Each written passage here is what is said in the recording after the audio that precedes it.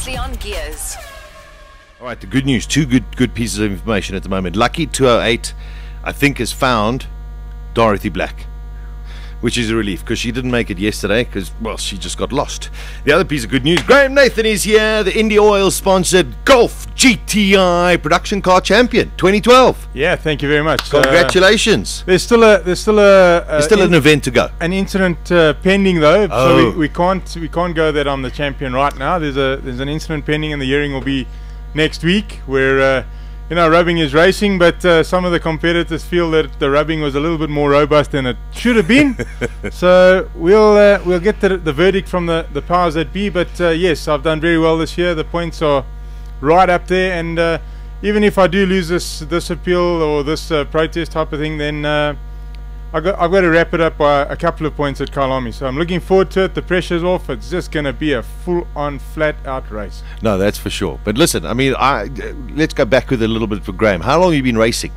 Well, I started racing motorcycles way back when I was a lot lighter. A lot lighter than I am now. Because, I mean, you are the biggest racing driver I've ever seen in terms of height. Indeed. I'm just under 2 meters, 198, and I weigh 124 kilos, so I'm probably the heaviest racing driver that they've ever had in this country as well. Yeah. But yeah, I've been racing motor cars since '95. I started in an Austin Mini Cooper S, believe it or not.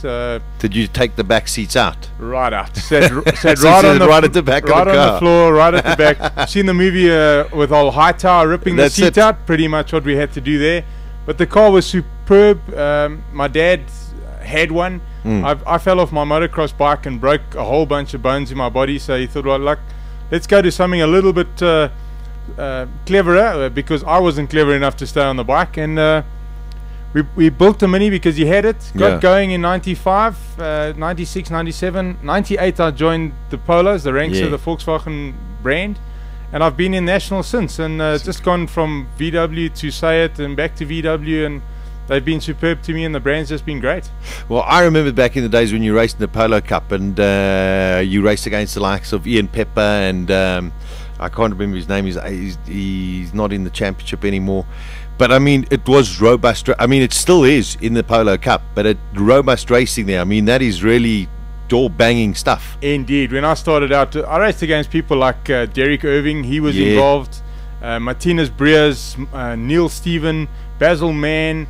The guys that were racing there were really champions from way back when, and they didn't write an incident report about anything. They just sorted it out on the racetrack. If you touched me, they retaliated, or you touched them, they retaliated in such a manner that you understood. You don't do that again. As the lighty, you have to have respect, and you do not push the elderly folk. No, and that's how you learn in tin top racing. Absolutely, indeed. Rubbing is racing. If you don't bang panels, look. Just cut a long story short, when I started out in Polos, there were 33 cars entered, and I managed to finish a creditable 32nd. In the first race. Just managed to beat the last guy, who happened to be a rookie from nowhere in the school car that Volkswagen had running in the series. So, yeah, we've moved along. We've cut our teeth really hard. I've spent a lot of money on bodywork and panel beating and so on and so forth. Because you're so right. In the beginning, you just crash every single race. Now, you're a tuning specialist as well. I mean, you've got your own engineering works, Nathan's Motorsport. Correct. So, I mean, you set up your own car as well. We do. I do the engineering of the car. Look, I've got a whole bunch of help. Dean Jeffrey, who works with me. I'm not going to say works for me. He works with me. Does a great job. We're developing the cars very, very nicely. Steve Green from RGM Motorsport, he does the engineering with regards. Okay, so you work in conjunction with him. Yes, he does the engine tuning and the mapping and so on, and then obviously Volkswagen Motorsport tuck in and help out wherever they can. They don't really know the GTI because they haven't had to work with it. Yeah. That's sort of been my game with regards to their product. But yeah, it's Nathan's Motorsport just down the road from Kyalami. We try and set up whatever you want. If you want it to go fast, you want it to handle well, we'll have a go. That's brilliant, brilliant. Graham, let's. I mean, you move from Polo Cups and then into production cars. Yeah. I mean, it is a big leap, isn't it? It is. It is. When you for the biggest leap, I think, is a financial big leap. Because it costs possibly twice to maybe even 3 times as much as running a Polo. And at the moment, Volkswagen South Africa have got this Polo sorted out perfectly. It doesn't cost you a whole whack of money to get into the most competitive formula in this country. And if you can succeed in a polo and get to the front, I'd say top 8 competitors in Polo Cup, you can really drive a motor car, and you could go pretty much anywhere.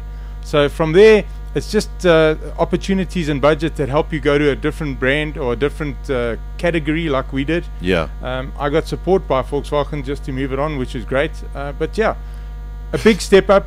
The cars are a lot faster with regards to straight line performance and power, and also a lot heavier, which changes the driving dynamic quite substantially. Yeah, I know. The one thing that has gotten me when it comes to Bridgestone production cars, and I mean, I know most of the guys, and when I have a chance, I'm always there, and that is that the regulations. Because, you know, you sit there and think, well, Polo to a Golf, yes, you know, it's a more expensive kind of a car, but all of a sudden, as you say, 3 times the budget to all of a sudden go and race, you know, a sort of road going VW Golf GTI, and it's costing so much money. I mean, aren't we now, as opposed to production cars, I mean, these cars, in my opinion, are more like touring cars. Indeed, I agree with you. They're very much like super touring cars. Yeah. The lap times that we're doing now are just short of what they used to do in the super touring car days of the 90s and so on and so forth. I agree with you. It's got out of control where you have to take a road going Golf or a road going Ford or a road going whatever you want to race, and strip it to nothing, and then make it competitive in accordance with what everybody else is doing. Unfortunately, you've got to keep up with the ball, or keep the ball up all the time, because otherwise you just fall behind. And the only way for them to level the playing field is to try and sort of massage the rules in such a manner that everybody does a similar lap time, and therefore creates a good spectacle and a great race. Yeah, that's what it's about, spectacles. Yeah, what it's all about. This the racing circus. They don't call it that for nothing. But I think also, you know, you do hit, because I sit there and think, you know, everyone says, oh, it's so expensive, but you know, rules are there not to be broken, but to be massaged, to be moved. We see it in Formula One. People push the envelope and the boundary as far as possible, and then maybe get, oh no, sorry, you can't do that, and then they have to pull it back. And that to me is actually not a bad thing, because it's progress. Absolutely, you've got to keep up with the times. You know, if we reverse engineer all these really modern motor cars that are being built out there in the world today, we're going nowhere. We might as well have stayed with sort of the super touring cars of 10 years ago. Yeah. But we've now got 2 liters that are with turbocharged engines that are doing the same lap times with almost I'd say 400-500 kilos more weight in the motor car as what they used to do. So you got to keep up with the technology, but some cars are more suited than others to direct injection, better handling, etc., etc. But now you can't penalize the guys that didn't quite get it spot on. They might be stronger in another avenue. So you got to, in that way, massage the parameters for the individual component, or the individual components in the different cars, to make it a good race spectacle. Yeah, it's all about compromise somewhere along the line. Indeed. The last 3 years have been ding-dong battles, mainly between yourself and Gary Formato. Indeed. You won it 2 years back, he won it last year, now you've won it back, basically. Correct. And the thing about it is the two of you on track, I mean, and huge respect to all of the other drivers as well. But when you see that it's Nathan and Formato together up there, it really is damn exciting stuff. Yeah, we drive really hard. Gary is a real racer. He'll push and shove, and so too will I. I'll push and shove to the ends of the parameter where we both continue in the game. If you ride into each other and you break a wheel, or you're vindictive or something to that effect, it just doesn't make for good racing, because the other competitor's out. But banging handlebars, bending panels, mirrors flying, etc., bumpers flying, but still finishing off the race really closely or with a great scrap. That's what it's all about. Yeah. At this year, unfortunately, and last year, we've had a couple of problems with regards to the failures of the odd tire, which when him and I were in a scrap of note, one of the failures would come apart, and then one of us actually has to back out of it, allowing the other guy to go. But as you say, I mean, that's racing. Absolutely, racing. Because you guys, I mean, for a lot of people who maybe don't understand, you guys are restricted to the amount of tires you have, etc., etc. So you may go to a race with a set of used tires somewhere along the line, or use them up in quali and have to use them in the 3 next races. That's how it works. Yeah, pretty much. We're limited to 6 tires for the weekend. Yeah. and there's more than sort of 6 laps type of thing. So there's a lot of racing that you got to do on these tires. You got to sort of manage them, try and get them to the end, and still be competitive and fast and compete against somebody like Gary, who's doing the same to try and compete against me. So yeah, it's a really, really hard formula. It's a great formula. It's brilliant to watch. And racing with Gary, as I said a little while back, a true racer, a true gentleman. He'll race hard. He'll give you exactly the width of your Golf on the racetrack, and so too will I. The exact width of the Ford. Doesn't possibly an inch or so less, but that happens, No, that's what it's about. But as I say, with all respect to all of the other guys as well, I mean, we've seen some really good talent also coming through, Graham, in terms of production cars. A guy like Sean Dermody, who's new to the formula, has done exceptionally well. Sad to see Gennaro left the Class T, moved up to Class A, which is a huge baptism of fire. But we got some talent coming through as well. Indeed, not just Sean, but like the youngsters that are coming up now. There's a couple of not Modek, what's the guy's name? I'll come to me now. But Jacques Joubert, who's also on board this year. The kid's not even out of school yet, you know what I mean? And he's racing up against Gary and myself and Sean, who are well over 40, well, a lot over 40. So the kids are flying. They're really, really hauling, and you got to dig deep to beat them. And it's great to be able to put the knowledge over to these guys and step back and go, you know what, I was involved in that type of thing somewhere along the line. Gary tutored Sean from the beginning, and as you can see, the last race at Kyalami, Sean put the car on pole, which was just massive for Sean. He needed it. It's teaching him too well. Yeah, well, Gary's going to have to actually keep a couple of cards in his sleeve at the moment. Right now he's giving them all away. But great job. Sean is all for Gary. He knows the team game with regards to that. They decided a long time ago who was going to be the number 1 driver, number 2 driver, and then number 2 driver is simply the backup driver. That's just how it is. And he's doing a great job of that as well. Now, let's look a little bit to the future, 2013. You've now got 2, would be your second title in Class T? Correct. All right. Now, actually, no, my third one. Your third title in Class T. Where do you, can you make that Golf into a Class A car? Or no. Would you want to? No, I wouldn't want to move the Golf into Class A because it's a sorted Class T car. So what I'd like to do is a next challenge type of thing. Whereas we choose a brand, which is going to be Volkswagen, and we try and move it along. Already they've got Audis in there, but now maybe we should look at something else. There must be other brands in the group. Passat, Jetta. All that type of stuff. Even the smaller Audi, the S Audi, which is also 4-wheel drive, but then 2 litre and 2.5 litre, maybe a hatchback. But and are they quite willing? Are they open to discussion? They are open to discussion. The only problem with choosing a motor car that inspires excitement in a driver is that you've got to go to a brand and go, okay, well, if I bring this motor car, how would it affect the other cars in your brand already? Of course. And is that what you want to do? Do you want to portray the Passat as a performance vehicle over an S4 supercharged, etc., etc.? And that's the difficult part, and that's what I don't often understand. I just want to go fast. It's all I want to do is just haul ass everywhere I go. But there's other guys that are cleverer than me with regards to marketing. Yeah, they're looking at things differently. Let's just in the season that's been so far. Your major highlight, which was the big highlight that you sat and said, okay, back in the championship or got the championship? Well, the breaking or the turning point for me was unfortunately for Gary in Durban, when I had a really bad failure. I ran out of talent, for the want of a better word, and just simply trashed my car, and so too Johan Fries. Gary didn't succeed that weekend, and that should have been the step for them that leveled everything. That leveled everything, and we worked hard from there.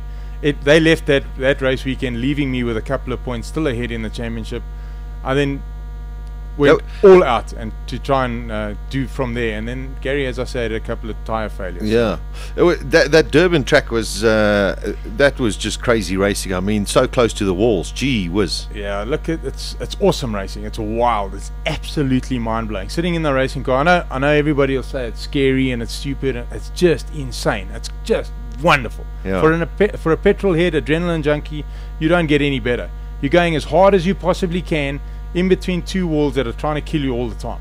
So it's just amazing. I'm sure it is, because you just know you have to concentrate the whole time. If you do make a mistake, there's no runoff area. You're not going to go into kit litter and maybe roll it over. You're just going to hit flat bang into concrete. Yeah, that's where it stops. If you make an error, it ends right here.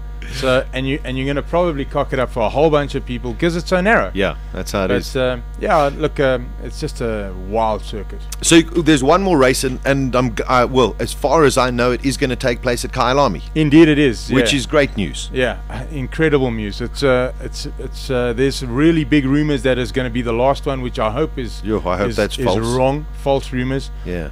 I hope somebody actually just the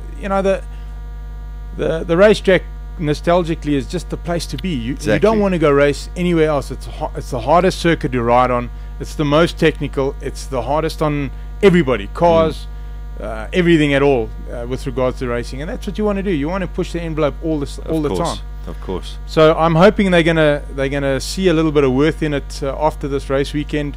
My sponsor India Oil are coming on board with regards to hosting the race weekend. Oh, that's brilliant. So yeah. Great It's stuff. Be a big one. Absolutely great stuff. I'm just trying to think. I think it's the run up. No, it's the run down the mine shaft. There's a quite a big chunk of tarmac that's out. So I'm hoping they just fill that up for you guys. Yeah, well, you know what? If they have to they have to put a cone up there, we'll do it. We'll go around it. We'll go over it. Whatever. As long as you know that it's there before you get there, then you can deal with it. So yeah, look, we've raced. We've raced in Durban where we got to ride in amongst pavements and over manhole covers, etc., etc. So a pothole in Kyalami, hey, it happens sometimes. Not the end of the world. Nah. Graham, it's great to catch up with you again, and congrats. Third Class T Championship title, Bridgestone Production Cars, and I'm sure Kyalami is going to be one of those, regardless of whether the objection goes or whatever. It's going to be a great weekend out. When is that happening? What's that? The race? The Kyalami, yeah. The Kyalami race is the last weekend in October. In October. October, yeah. So yeah. Come out. Pencil it into your diary. Come and have a look at it. It's going to be insane racing. All the youngsters that are now in Class T are going to want to prove a point, because it might be the last time they ever get to ride on Kyalami. Gary and myself are going to go at it again, I'm sure. Yeah. And yeah, it's just going to be insane. It's going to be brilliant. Congratulations, Graham. Thank you very much. Brilliant achievement, and look forward to it. I'll definitely be there end of October. It's great to see you again. Spot on. Thanks, man. There we go. Graham Nathan in studio with us this afternoon, the winner for the third time in the Class T Production Car Championship. And you can catch him the last weekend of October, the final round of the Westbank Super Series that will be taking place at the legendary Kyalami International Circuit. At the next intersection, turn on Gearz with Sasha Martinengo. Weekdays from 12 to 2 p.m. Central African Time.